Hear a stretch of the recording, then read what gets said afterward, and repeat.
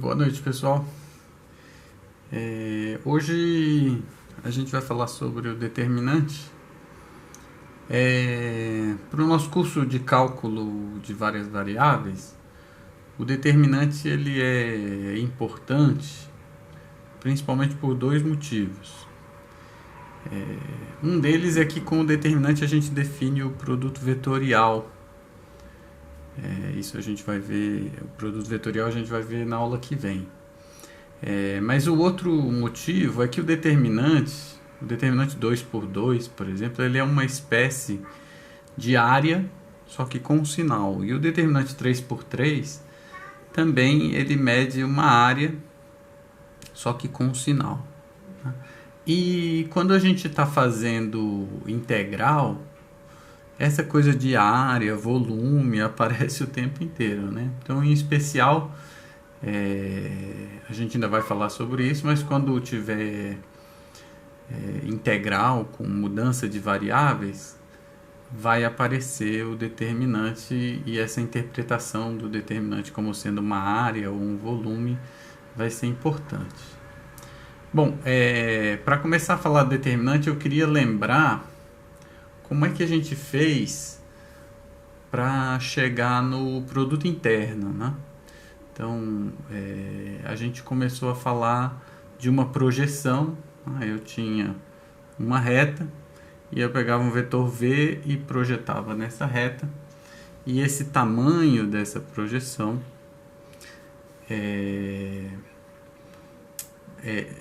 o tamanho da projeção é o que a gente chamou de projeção. Só que depois a gente percebeu que seria interessante ter não apenas uma reta, mas ter uma orientação para essa reta, um lado positivo, um lado negativo, para a gente poder dar um sinal. Tá aqui a orientação. A orientação vai ser dada no final das contas não por uma reta orientada, mas a gente pega um vetor, que para a gente é mais fácil, pega um vetor A e fala da projeção na direção e no sentido do vetor A, né? Com isso, a nossa projeção passou a ter um sinal e com esse sinal ela passou também a ser uma transformação linear, né? E aí, como era uma transformação linear, a gente podia usar tudo que a gente sabe sobre transformação linear e foi fácil então fazer contas. E aí foi aí que a gente chegou no produto interno, né? Bom, eu queria fazer uma coisa parecida, não com essa ideia de projeção, mas eu queria agora falar de área. Então a gente está em R2. A gente está em R2 e na verdade, a gente já fez esse cálculo aqui quando a gente falou de produto interno, porque o que acontece é o seguinte: para eu calcular a área desse paralelogramo, cujas laterais são dadas por esses dois vetores A e B, essa área, uma área sem sinal, seria assim, tá? A gente escolhe um desses dois vetores para chamar de base, então vai ser tamanho da base vezes a altura. Tá aqui, tamanho da base vezes a altura. E a altura é a projeção desse vetor B na direção ortogonal ao vetor A. Por isso que é importante que a gente esteja em R2, né? Porque senão a gente não falaria sobre a direção ortogonal ao vetor A. Aqui a gente pode falar de A direção porque só tem uma, porque a gente está em R2. Claro que eu posso falar de área em R3, mas não vai ser um determinante. No final das contas, a gente não vai conseguir falar de uma área com sinal. Vai ser meio complicado falar de área com sinal em R3. Mas em R2, o que a gente fez? Como a gente já sabe que fazer uma projeção numa reta, se eu der um sinal para essa reta, a projeção é uma transformação linear, né? Então, calcular essa altura, que agora passa a ser uma altura com sinal, é uma transformação linear. E depois multiplicar isso pelo tamanho da base, Também, né, multiplicar por um número é uma transformação linear. Então, a ideia vai ser a gente, ao invés de pensar nessa área sem sinal, a gente pensar numa área com sinal, né? Tem uma coisa meio arbitrária aqui, que é dizer assim, mas qual que eu vou escolher como sendo o sinal positivo? Esse, para lá ou para cá, né? A gente fez o seguinte, a gente falou, não, pega o vetor A, rotaciona ele 90 graus no sentido anti-horário, que ele vai apontar na direção positiva, né? Então, assim, recapitulando, o que a gente fez foi o seguinte, a gente queria calcular essa área, que é base vezes a altura, e a altura é a projeção no vetor C. Esse vetor C é quem? É o vetor A rotacionado 90 graus no sentido anti-horário. Então a gente projetou o vetor B no vetor C, que ele aponta aqui para cima e tem direção ortogonal ao vetor A, e a gente faz a projeção do B no vetor C e depois multiplica por um número. Esse número é o tamanho do vetor A, né? É a base. Só que, como o vetor C, o vetor A é rotacionado, o tamanho do vetor A e o tamanho do vetor C é a mesma coisa, porque quando a gente rotaciona um vetor, ele não muda de tamanho, né? Então, no final das contas, a área ainda sem sinal, ela vai ser assim, esse número, que é a norma de C, vezes a projeção de B em C. Essa projeção é uma projeção com sinal. Como a gente quer área sem sinal, a gente pegou o módulo, né? E no final das contas, fazer a projeção e depois multiplicar pelo módulo do vetor é fazer o produto interno, né? Então, a gente chegou nessa fórmula aqui. E o vetor C rotacionado, ele tem uma cara, que é você trocar as coordenadas do vetor A e mudar o sinal. No final das contas, você vai estar multiplicando A1 por B2 e o A2 por B1, só que o A2 vai aparecer com um sinal negativo. Então, a gente chegou nessa fórmula aqui. O valor absoluto faz com que isso seja uma área sem sinal. Se a gente tirar o valor absoluto, a gente tem então uma área com sinal, né? Como é que a gente escolheu para onde que seria a área positiva e para onde que seria a área negativa, né? A gente decidiu que a gente ia fazer assim, pegar o vetor A e rotacionar ele 90 graus no sentido anti-horário. Quando você, nesse desenho aqui, rotacionando o vetor A 90 graus no sentido anti-horário, a projeção de B nesse vetor rotacionado, C, vai ser positiva, porque ele está apontando para cima e o vetor A rotacionado 90 graus no sentido anti-horário também vai apontar para cima. Então, se a gente tivesse escolhido, ao invés de rotacionar no sentido anti-horário, rotacionar no sentido horário, o vetor C ia apontar para baixo, e aí essa projeção aqui agora ia ser negativa, essa área ia ser negativa. Então, foi nessa escolha de qual sentido que eu rotaciono que deu o sinal da projeção, né? Se eu tivesse em R3 e quisesse fazer um cálculo de área, e não que não desse para fazer um cálculo de área, mas ia ser um pouco mais complicado rotacionar esse vetor, porque você pode rotacionar o vetor de várias formas, 90 graus em R3, né? Em R2 só tem horário e anti-horário, né? A gente vai falar um pouco sobre área em R3 quando a gente falar do produto vetorial. Bom, então essa é a nossa motivação para falar do determinante, né? Esse carinha aqui dentro desse valor absoluto é o determinante dessa matriz, né? E no fundo ele é a área desse paralelogramo, só que é uma área com sinal, né?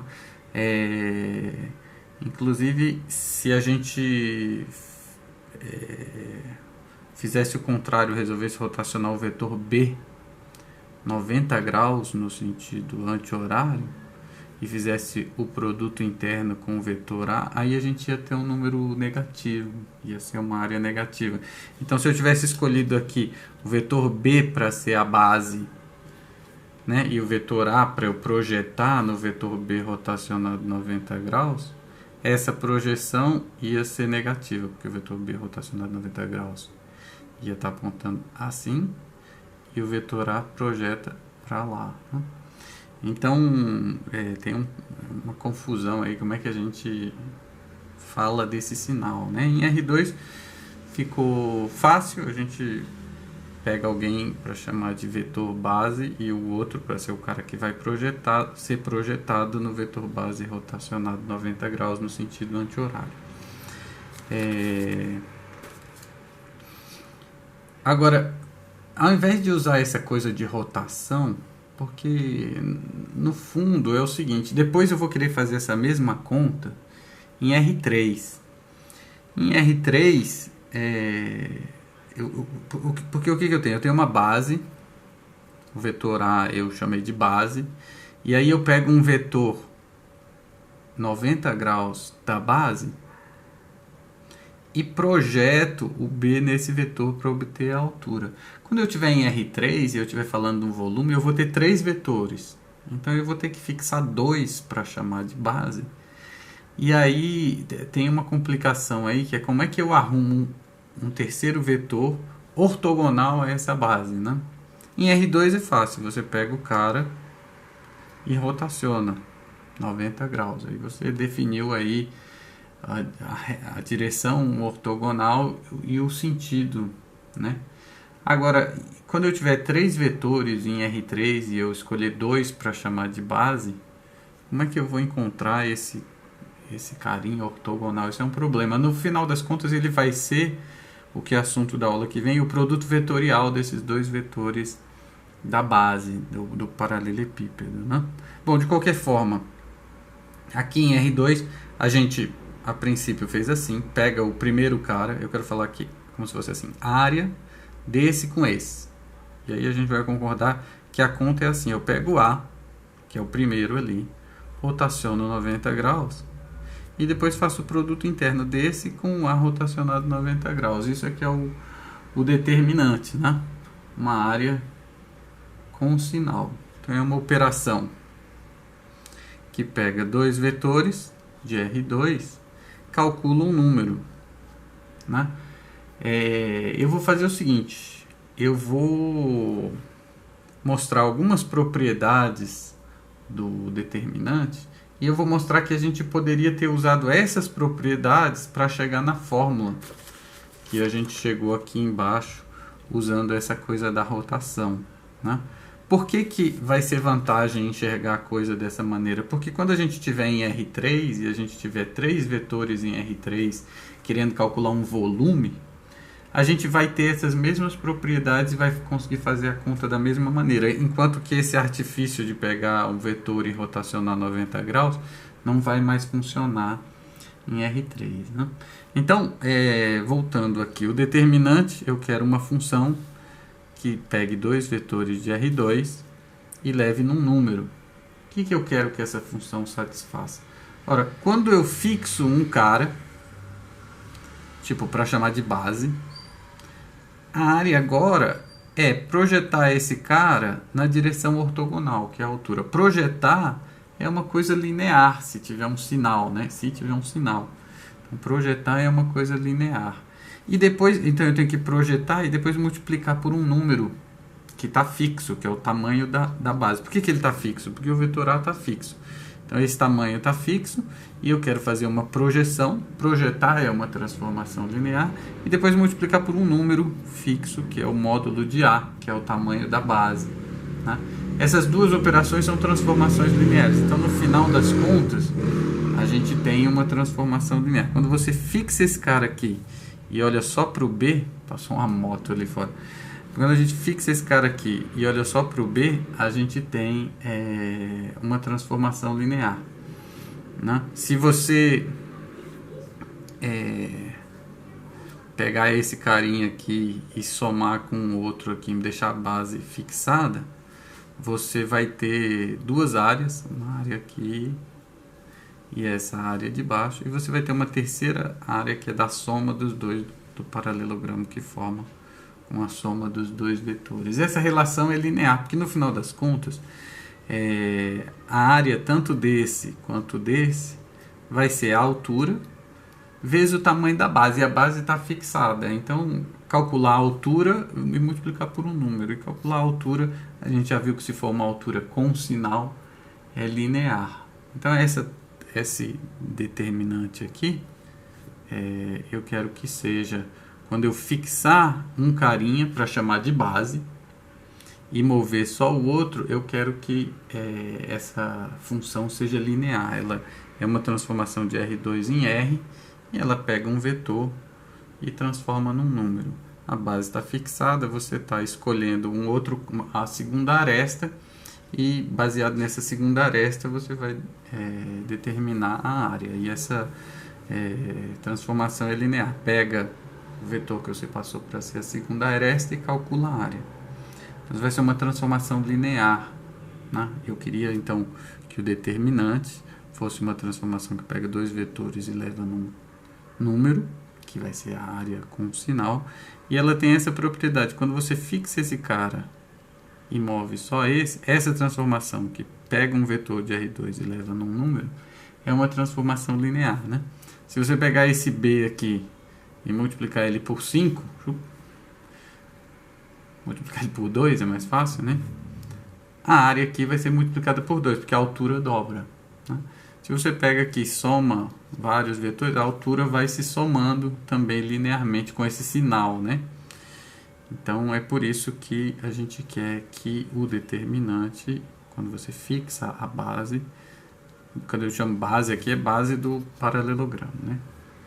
Quando você fixa um vetor para chamar de base, essa transformação é linear. E quando você fixa o outro também, né? Quando você considera o B como sendo a base de uma figura, se você fixar o B e mover só o A, se você pegar o A e dobrar ele, né, multiplicar ele por 2, a área aqui vai ser multiplicada por 2. Se você pegar o A e somar com o C, você vai ter um outro paralelogramo, mas as projeções na direção ortogonal ao B, né, são lineares, porque são projeções. Então, calcular essa altura de novo é linear, e no final das contas, o que a gente tem é uma espécie de área, só que com um sinal, e a ideia é que quando você fixa um vetor e movimenta só o outro, essa é uma transformação linear, perdão. Então, no final das contas, eu tenho que o determinante é linear tanto aqui quanto aqui, né? A gente chama isso de bilinear. É uma função que pega dois vetores. Quando você fixa um e movimenta só o outro, é uma transformação linear. Quando você fixa o outro e movimenta só o um, também é uma transformação linear. Em termos práticos, isso significa que a gente pode fazer uma conta tipo o que a gente chama de chuveirinho, quando multiplica dois números, né? A soma de dois números. Então a gente vai fazer essa conta aqui do determinante, ó, só usando essa propriedade que o determinante, na verdade não só isso, a gente vai usar outros, mas que o determinante, quando você fixa o A, ele é linear em B, quando você fixa o B, é linear aqui na primeira entrada, né? Como é que a gente vai usar isso para fazer a conta? Bom, a gente pega o vetor A e escreve na base, pega o vetor B e escreve ele na base e faz o chuveirinho, né? Então,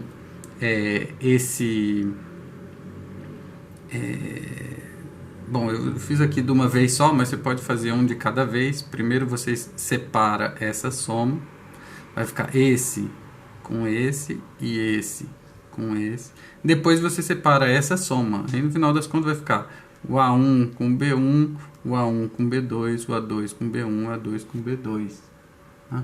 Então a ideia primeiro é essa, usar o chuveirinho aí, que é a bilinearidade do determinante, para fazer uma boa parte da conta, né? Então a gente abre isso aqui usando essa espécie de distributividade, esse chuveirinho, na verdade é a bilinearidade do determinante, né? E depois a gente vai fazer a seguinte observação: ora, se o determinante é uma espécie de área do paralelogramo, o que acontece quando o determinante, você calcula o determinante de dois vetores que são iguais, né? Qual que é a área desse negócio, né? Então, a área, quando esses dois são iguais, é zero. Né? Não tem altura nenhuma. Se você projetar o vetor A na direção ortogonal ao vetor A, dá zero. Né? Então, esse cara aqui, a gente quer que seja zero.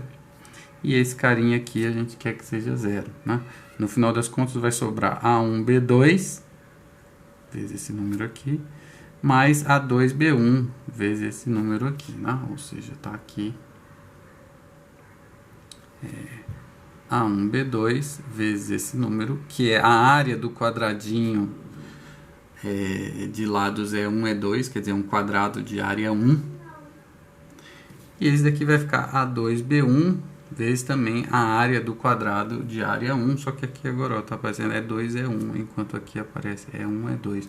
O que acontece é que, bom, é o quadrado, né, com lados de tamanho 1. Então a gente quer que esse cara tenha área 1 ou menos 1, porque a gente está definindo, se é que dá para fazer isso, uma espécie de área com sinal, né?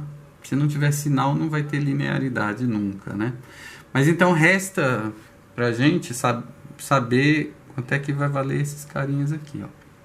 E no final das contas, a gente poderia de fato escolher esse carinha aqui, ó, o determinante do E1, E2, como sendo o número que a gente quisesse, mais 1 ou menos 1.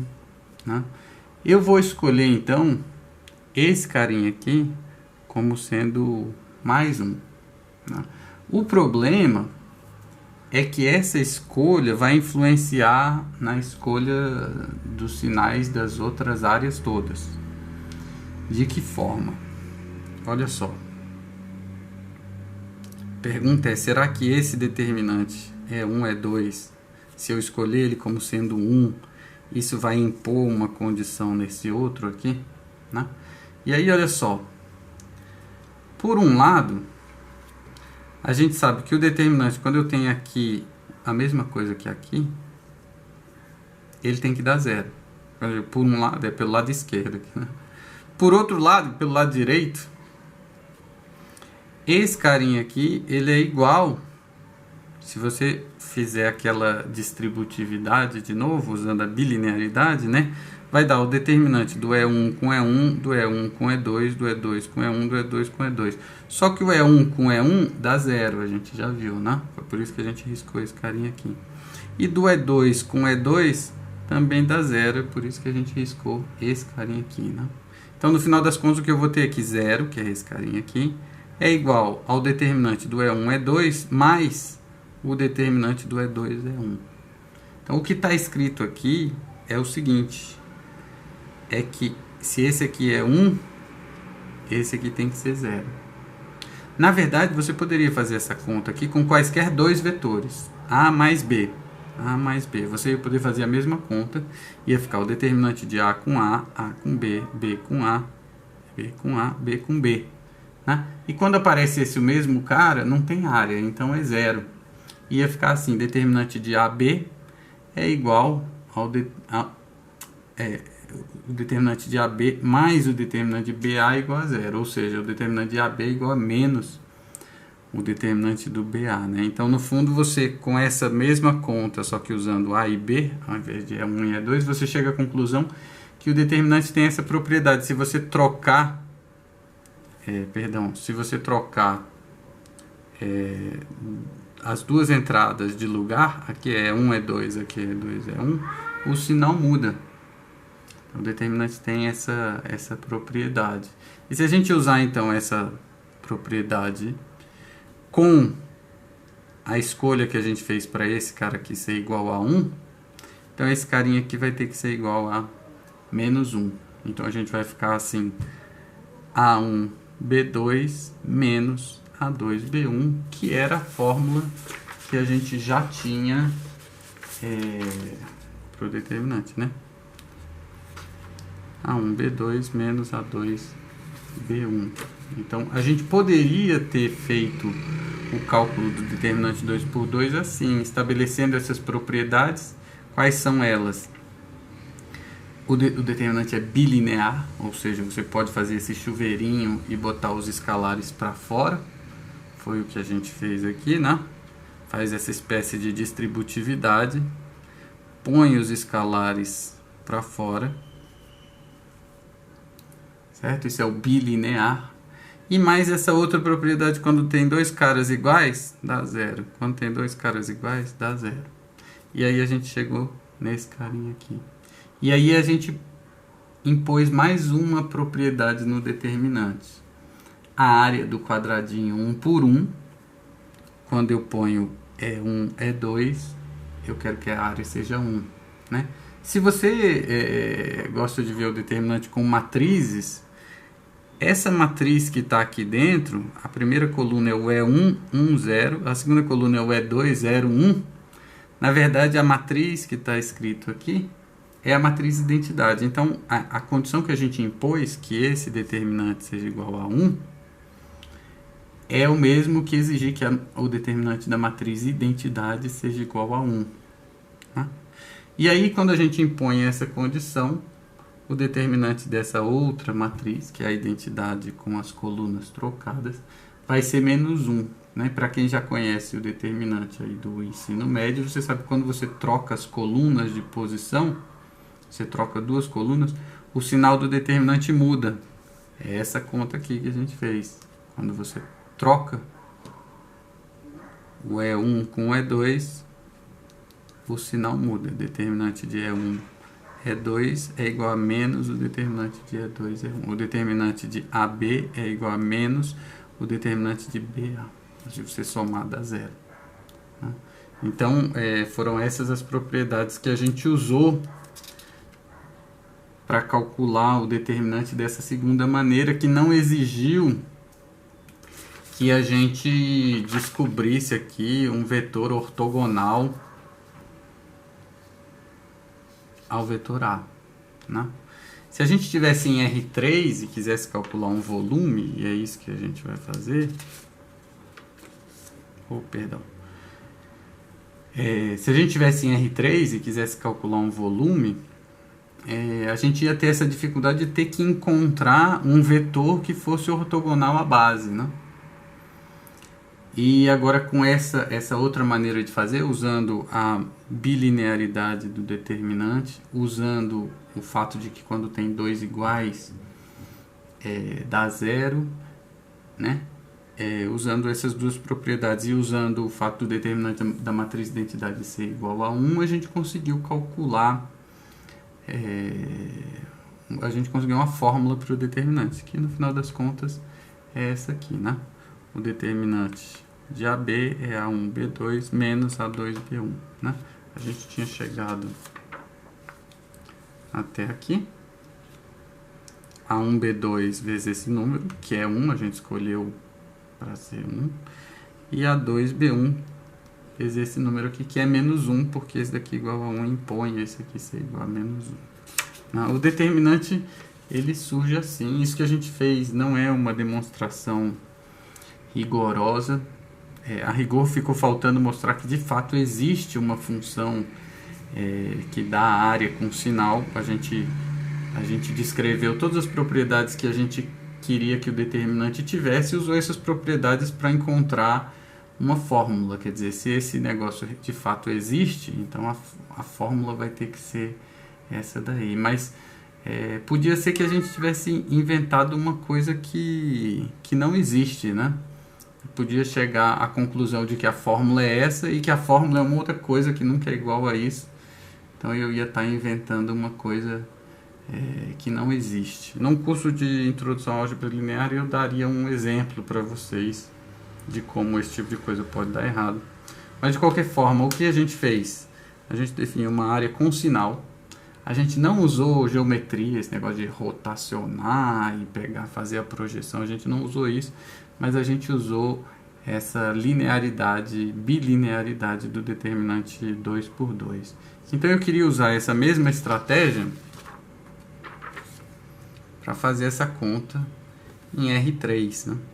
Em R3, eu vou fazer o seguinte: a gente vai ter uma função determinante que vai pegar 3 vetores de R3. Vou desenhar aqui, ó, vetor A, vetor B, vetor C. Né? Então ele vai pegar 3 vetores de R3 e vai me dar um número. E a ideia é que esse número seja um volume, que é o volume dessa peça aí, desse paralelepípedo, um volume com sinal. E aí, no final das contas, eu vou querer que esse determinante ele tenha basicamente três propriedades. Na verdade, 4, eu já falo da outra aqui. E as propriedades são 3. Bom, isso é bobagem, mas a primeira propriedade é essa multilinearidade. Como assim? Bom, o determinante ele pega 3 vetores. Se você fixar 2 para chamar de base, o cálculo desse volume fica assim: projeta na direção ortogonal à base. Só que aí tem um problema, como é que eu vou encontrar esse vetor para fazer a projeção, né? Mas tudo bem. Projeta nesse vetor ortogonal à base. E aí você vai ter uma altura com um sinal. Como esses dois vetores estão fixados, depois você vai multiplicar por um número, que é a área dessa base aí, né? E aí a ideia é que isso seja linear. Então, fixada a base, encontrar essa altura é uma coisa linear. É fazer uma projeção, né? A projeção é linear. E aí depois multiplica por esse número que é a área da base, e multiplicar por um número também é uma transformação linear. Então a ideia é que quando você fixa 2 vetores e movimenta só esse terceiro, essa transformação ela é linear com respeito a esse vetor que ficou sobrando, né? Então, se você escolher quaisquer 2 e fixar e movimentar só o outro, você quer que o determinante seja linear nessa entrada. A gente diz que ele é multilinear ou trilinear, porque são 3 vetores, né? Essa é a primeira propriedade. A segunda propriedade é aquela coisa de dar zero, né? Quer dizer, se esse vetor C aqui, se a projeção der zero, quer dizer, se não tiver altura, o volume vai dar zero. Isso dá zero justamente quando o C está no mesmo plano que o vetor AB. Tá? Então, em particular, se o C for igual a A ou se o C for igual a B, vai ficar o determinante de A, B, A, por exemplo. E se eu quero que seja zero? Então, só para deixar um pouco mais preciso, eu quero calcular o determinante de 3 coisas. Se 2 delas, quaisquer que seja, forem iguais, o determinante dá zero. Isso vai ser uma propriedade que eu quero que o determinante tenha. Eu vou listar as propriedades e depois eu vou encontrar uma fórmula para esse determinante aí, né? A outra propriedade é assim: se você pegar, está calculando aqui determinante A, B, C. Se eu trocar o B com C, fica determinante de A, C, B. Ou se você trocar A com B ou A com C, você quer que o determinante mude de sinal. Por que que você quer isso? Ora, a conta é exatamente a conta que a gente já fez aqui, né? Na verdade, isso é consequência do item 2, não é mais uma propriedade. Do item 2 você tira essa propriedade aqui. E dada a multilinearidade do item 3, você tira o item 2 também. Porque se trocar 2 muda de sinal, significa que tiver 2 repetidos, quando você troca não muda nada. Né? Qual é o número que quando você muda o sinal ele não muda? 0, né? Quando tem 2 repetidos dá 0. Então, dada a multilinearidade, essas duas coisas aqui são iguais. Né? Como é que a gente vê o item 3 partindo do item 2? A mesma coisa, você põe determinante de A mais B, C. Você faz isso só com 2 entradas. E aí você usa a multilinearidade, separa tudo, você vai ficar assim, determinante de não sei o que, A, B, mais determinante de B, A, igual a 0. E aí você vai ver que quando troca, ele tem que mudar de sinal. Né? Tem uma maneira mais elegante de dizer que essa coisa de quando troca muda o sinal e tal, que é assim: você diz, pega uma permutação de 3, dos números de 1 a 3, né? E aí você usa essa permutação para permutar os vetores. Então você está calculando o determinante de A1, A2, A3. Determinante de A1, A2, A3. O que acontece se eu embaralhar? Embaralhar como? Assim, ó, com essa sigma. Sigma 1 é quem que entrou no lugar do 1, né? sigma 3, quem que entrou no lugar do 3? Isso quer dizer que você permutou esses caras. Então, esse determinante deles permutados vai ser o determinante deles não permutados, vezes um sinal, mais ou menos 1. E esse sinal é o que a gente chama de sinal da permutação. Então, a notação mais elegante, em vez de a gente ficar assim, quando troca 2 entre aspas, não é muito matemático, né? Matemático é mais interessante, assim fica mais fácil de dizer as coisas. E tem uma outra coisa, se você mostrar que existe uma coisa chamada sinal da permutação, você vai resolver aquele problema que eu comentei ali atrás, de saber se o determinante de fato existe, né? Porque a gente vai ter uma fórmula, fazendo essa contaiada aí como a gente fez no determinante 2 por 2, fazendo a mesma coisa com o determinante 3 por 3, a gente vai chegar numa fórmula que vai ser multiplicar os números que são colocados para fora do determinante. Você escolhe, você escreve A1 vezes E1 mais A2 vezes E2, põe esse aqui na base canônica, põe esse aqui na base canônica, põe esse aqui na base canônica, faz um chuveirinho enlouquecido, põe os números que multiplicam o E1, o E2 e o E3, põe esses números todos para fora, né? E multiplica pelo determinante do E1, E2, E3 permutado, que é o sinal da permutação, né? Faz essa conta enlouquecida, joga fora toda vez que tem gente repetido, quando for assim, E1, E1, E2, aí o E1 aparece 2 vezes, dá 0, então você pode ignorar. E aí sobram só as permutações, você faz essa conta enlouquecida, você chega nessa fórmula. Esse é o candidato a ser a nossa função que representaria uma área com sinal. Essa função está bem definida porque essa função chamada sinal da permutação está bem definida. Então a gente tem de fato um determinante 3 por 3, ele tem aquelas propriedades que a gente quer, a fórmula é essa, não sei se interessa muito saber, mas uma observação interessante é o seguinte, a gente tem muita gente que aprende a fazer a conta assim, eu gosto de fazer a conta assim também. Você quer calcular o determinante dessa matriz, A1, A2, A3, B1, B2, B3, C1, C2, C3. Você faz assim, pega essa coluna, repete aqui, pega essa coluna, repete aqui, faz esses esquinhos assim para baixo, para cima. Esses aqui você chama de negativo, esses aqui você chama de positivo, multiplica todo mundo. E os negativos você multiplica por menos 1 e os positivos você multiplica por mais 1, né? Se você olhar aqui, o A, o B e o C, o A é 1, então 1, 2, 3, A1, B2, B3 não está permutado. Então essa é a permutação trivial, que não permuta nada. O sinal dessa permutação é par, é mais 1. Esse outro aqui, o B1, C2, A3, na verdade, se você olhar primeiro o A, é 3, 1, 2.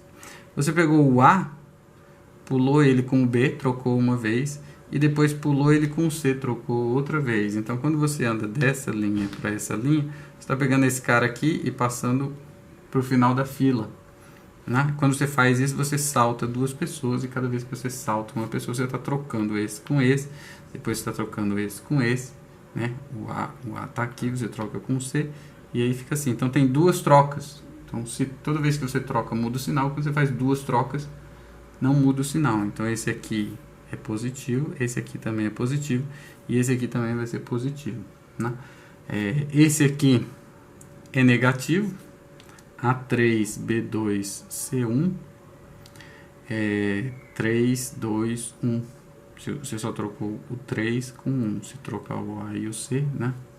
Você obtém 1, 2, 3. Então, esse aqui é uma troca do 1, 2, 3. Uma troca só muda o sinal uma vez. Então, essa permutação é negativa.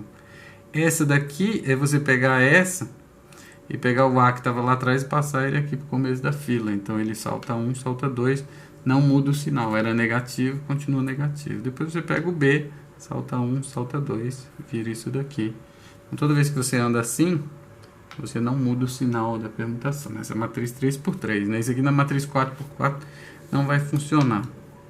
Toda vez que você anda assim, você também não muda o sinal. Esse aqui é positivo, então esses são os positivos. Esse aqui é negativo, então esses são os negativos. E aí a gente faz a conta assim, só tem que saber qual que é positivo, qual que é negativo. Esse é o determinante 3×3, né? Por um acaso aqui tem 6 linhas e permutação de 3 elementos é 3 fatorial permutações, que são 3 vezes 2, 6 permutações, né? Então esse daqui fazendo essa conta aqui, você tem uma área, no caso 2×2, e essa conta aqui você tem um volume com um sinal. A gente conseguiu fazer isso só inventando aí as propriedades que a gente queria que o determinante tivesse, que são multilinearidade e essa coisa de quando troca muda o sinal, ou quando tem dois iguais o determinante dá zero, é a mesma propriedade dado que a gente já tem multilinearidade. Essa propriedade chama alternância. E a outra propriedade é que o determinante da matriz de identidade a gente quer que seja igual a 1. Então, com essas 3 propriedades a gente conseguiu fazer as contas, chegar na fórmula do determinante, né? E aí a gente vê que no final das contas a fórmula corresponde a esse negócio aqui. E isso é uma área, é um volume, só que com sinal. E é esse sinal que permitiu que a conta fosse fácil de fazer. Se você prefere sem sinal, você tira o valor absoluto, certo? Na próxima aula a gente vai usar o determinante para falar do produto vetorial.